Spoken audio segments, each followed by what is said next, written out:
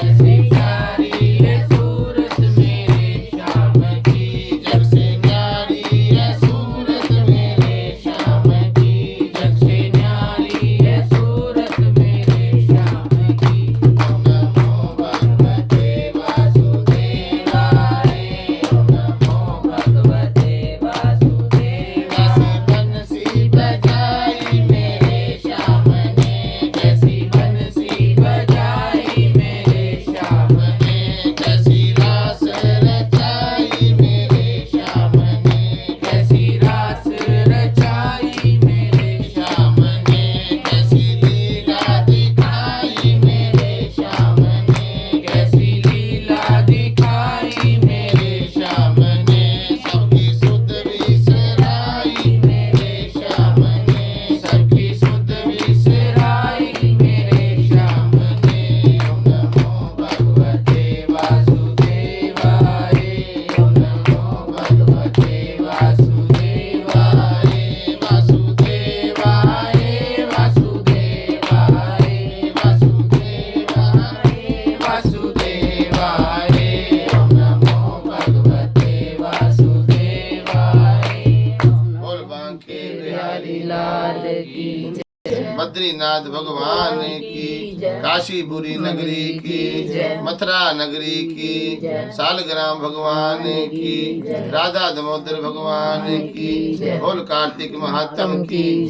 23वां अध्याय। यह कथा सुनकर ऋषि कहने लगे, हे सूत जी, भगवान के चरणों में उत्पन्न हुई गंगा जी की महिमा कहिए। तब सूत जी ने कहा, हे ऋषियों, जो कुछ नारद जी ने राजा पृथु से कहा था भाई मैं तुमसे कहता हूँ। इंद्र आदि सभी देवताओं को उत्पन्न करने वाले कश्यप जी की 2 पत्नियां थी, एक दिति जिसके पुत्र देवता कहलाए, दूसरी दिति अदिति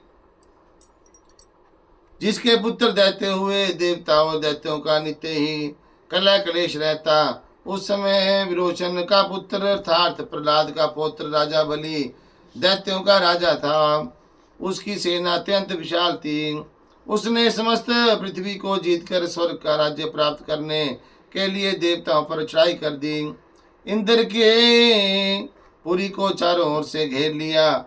देवता भी युद्ध करने के लिए बाहर आए। तब अत्यंत घोर संग्राम हुआ।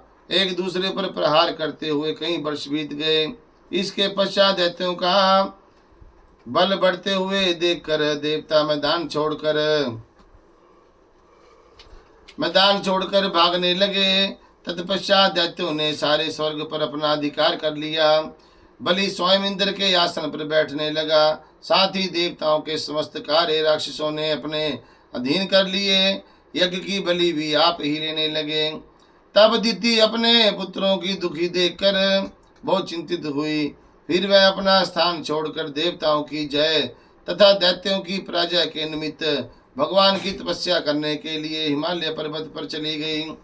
वहां कुछ समय फलाहार खाकर, कुछ काल सूखे पत्ते खाकर, कुछ काल तक पवन का आहार करती रही। फिर पैर के अग्रभाग से खड़ी होकर भगवान की तपस्या करने लगी। इस प्रकार उसने 1000 वर्ष तक तपस्या की। मायावती राक्षस अदिति को घोर तपस्या से चिंतित होकर राक्षसी माया से देवताओं का रूप धारण कर अदिति के पास जाकर कहने लगे, हे माता, तुम हमारे लिए इतना घोर तप क्यों कर रही हो? आत्मघात करना सब शास्त्रों में पाप बताया गया है। हम तुम्हारा यह दुख सहन नहीं कर सकते। माता का दुख देखकर कोई भी सुखी नहीं रह सकता तथा माता से कोई विमुख नहीं हो सकता। शास्त्रों का वचन है कि जिसके घर में कल्याणकारी माता नहीं तथा प्रिय बोलने वाली पवित्रता स्त्री नहीं, उसका जीवन निरर्थक है। अतः आप तप छोड़कर अपने पुत्रों को सुखी करिए। यह सुनकर दिति समाधि से चलायमान ना हुई। तब उन्होंने दिति को मार डालने का निश्चय किया। अतः उन्होंने अदिति को जीवित जला देने के लिए वन में आग लगा दी। परंतु इस अग्नि में दैत्य स्वयं जल गए। अदिति को किसी प्रकार की हानि नहीं पहुंची, ना उन्हें उसका कुछ पता चला, क्योंकि भगवान ने अपने सुदर्शन चक्र से अदिति की रक्षा की। बोल बांके बिहारी